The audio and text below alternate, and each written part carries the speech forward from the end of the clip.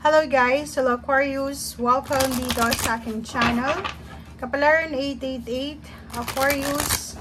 Alamin natin kung anong messages, vibration, gabay energy para sa inyong lahat. First card natin is surrender. Aquarius. Oh. So ang ganda nito, surrender and new more. O, diba? Sinasabi ng baraha mo dito, Aquarius, na surrender. Kailangan mong i-release lahat ng mga bagay-bagay dito sa mundo na hindi mo kontrolado. Huwag natin kukontrolin ang sitwasyon. Kontrolin mo lang yung emosyon mo. And mas piliin mo daw na mag-focus ka sa lighter side of life. Sa ano lang, sa good vibes, chill-chill lang, parang ganun. Okay, so wag tayong masyadong wag tayong masyadong hard sa linggong ito. 'Di ba? Wag kang masyadong magalit, wag kang masyadong hard sa sarili mo. Let it go, let it flow, go with the flow, surrender. Be positive, be happy. 'Yun yung sinasabi ng baraha, Aquarius.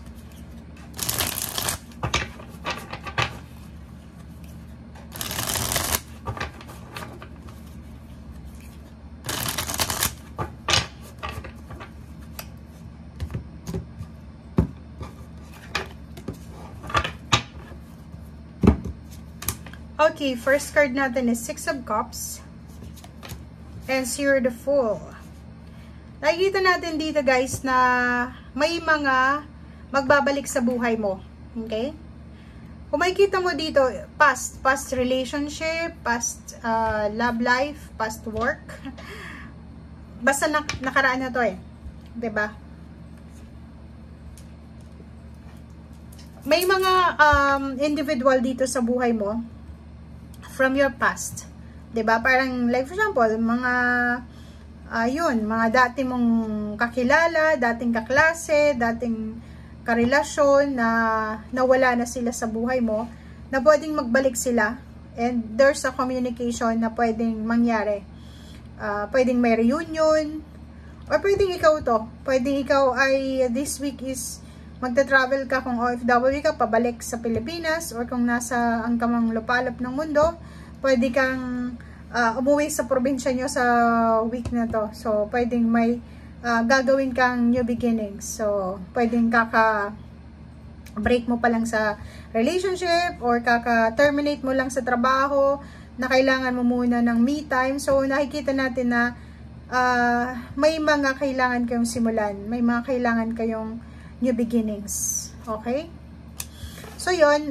Nakikita ko sa'yo dito na emotionally, marami kang napagdaanan. Like, for example, kung ito ay tungkol sa, kasi ano to eh, parang ano to eh, pwedeng magre-reminisce ka ng past mo, or posibleng yung pamilya mo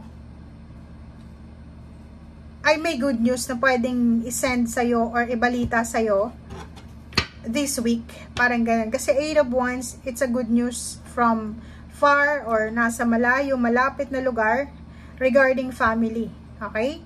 So, kung makikita mo dito, posibleng ang linggong ito ay punong-puno ng mga remembering memories, diba? Reminiscence lang. Pwedeng aalalahanin mo yung mga oras, panahon, yung taon na sobrang lungkot mo, sobrang lungkot ng pamilya mo, pera, wala kayong pera, nag-aaway sa pamilya, walang clarity, walang, alam mo, peace and harmony.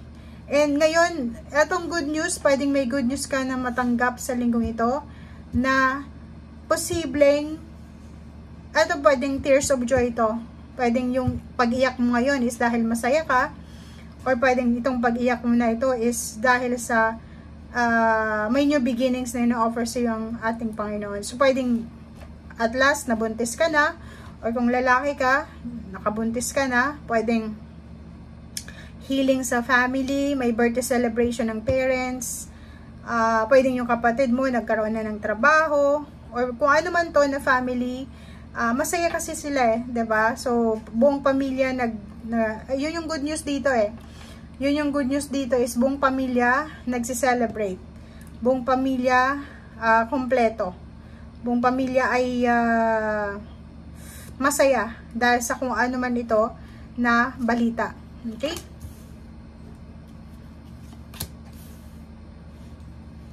Okay, so nakikita natin dito na may urge dito eh, 'di ba? Parang sinasabi sa iyo ng barahan na makinig ka sa sinasabi ng intusyon.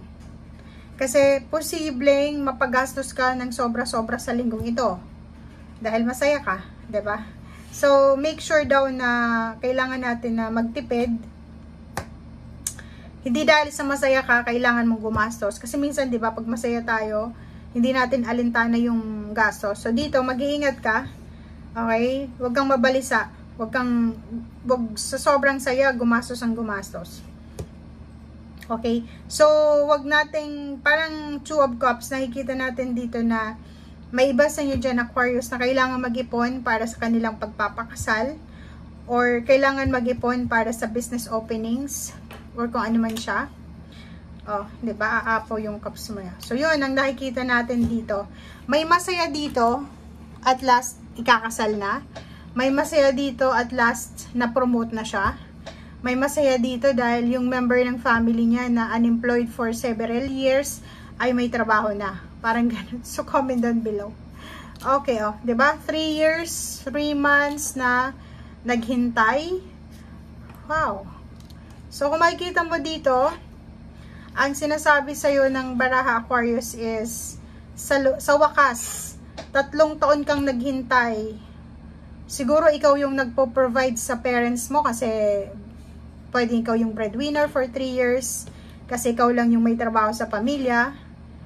And 3 years kang naghintay na mabuo ulit yung nawasak na tower sa buhay mo. So pwedeng ano to, nagkaroon ng relationship problems, financial problems, parang ganun. And then, at last, 'di ba, sinasabi ng barahan na ngayon is, binibigyan ka na ng choices ng ating universe na makapagsimula ng pagbabago. New beginnings na pwedeng mag-result sa abundance and prosperity. Na pwedeng mag-result sa, yun, ang pinaka-literal ditong nakikita natin na Aquarius is siguro dati mong pinagpipray, minamanifest mo na sana mabuntis ka, or sana, kung lalaki ka, yung asawa mo, live-in partner mo is mabuntis na or magkaroon na kayo ng anak. Kasi parang nakikita natin dito, yun yung rason eh. Malungkot ka kasi feeling mo empty. Okay? May relationship ka pero kulang, walang anak, or pwedeng emptiness nga. Yun yung nakikita natin. Okay? Thank you guys. Bye!